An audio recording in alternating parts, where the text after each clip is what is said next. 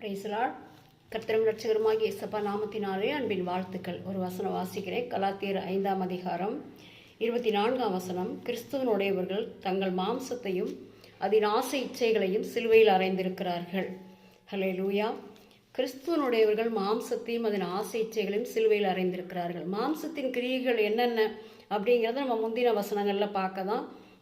விபச்சாரம், வேசித்தனம், காமவிகாரம், பில்லி சூனியம், விரோதங்கள், பகைகள், வைராக்கியங்கள், கோபங்கள், சண்டைகள், மார்க்கபேதங்கள், பொறாமைகள், கொலைகள், வெறிகள், இது எல்லாமே மாம்சத்தின் கிரியைகள்.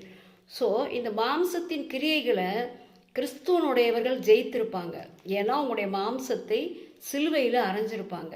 ஸோ என்னுடைய மாம்சம் எனக்குள்ளே தலை தூக்காதபடி என் மாம்சத்தின் ஜென்ம சுபாவங்களை நான் சிலுவையில் அறையாத பட்சத்தில் நான் எவ்வளோ பெரிய வரம் பெற்ற நபராக இருந்தாலும் அதில் பிரயோஜனம் இல்லை.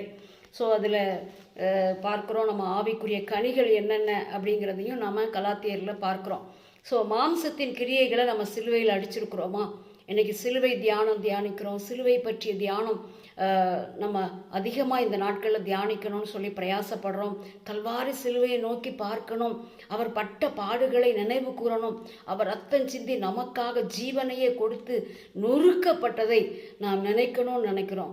நமக்குள்ள இவைகளெல்லாம் ஜெயிக்கப்பட்டிருந்தால் மாத்திரமே நம்முடைய எல்லா ஜபங்களுக்கும் பதில் உண்டு. நம்முடைய எல்லா பிரயாசங்களுக்கும் பலன் உண்டு.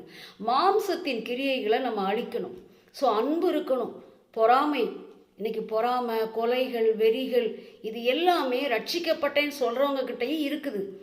ஸோ அதை முற்றிலுமாக நம்மை சிலுவையில் அடிக்காத பட்சத்தில் நம்முடைய ரட்சிப்பு, நம்முடைய பிரயாசம் எல்லாமே விருதாவாக இருக்கும். கிறிஸ்துவனுடையவர்கள் தங்கள் மாம்சத்தையும் அதன் ஆசை இச்சைகளையும் சிலுவையிலே அறைந்திருக்கிறார்கள். அல்லேலூயா. நாமும் கூட நம்முடைய ஆசை இச்சைகள், நம்முடைய சொந்த சிந்தனைகள், நம்முடைய மாம்சத்தின் எண்ணங்கள், பகைகள், பலர் மேலே வைக்கிற பொறாமைகள், இப்படிப்பட்ட எல்லா பாவங்களையும் சிலுவையில் அறையாத பட்சத்தில் நம்ம கிறிஸ்துவனுடையவர்களாக இருக்க முடியாது. ஸோ ஜென்ம சுபாவமும் இந்த மாதிரி கேடான சுபாவங்களும் நமக்குள்ளே தங்கியிருக்குன்னு சொன்னால் நாம் கிறிஸ்துவனுடையவர்கள் அல்ல, பிசாசுனுடையவர்கள்.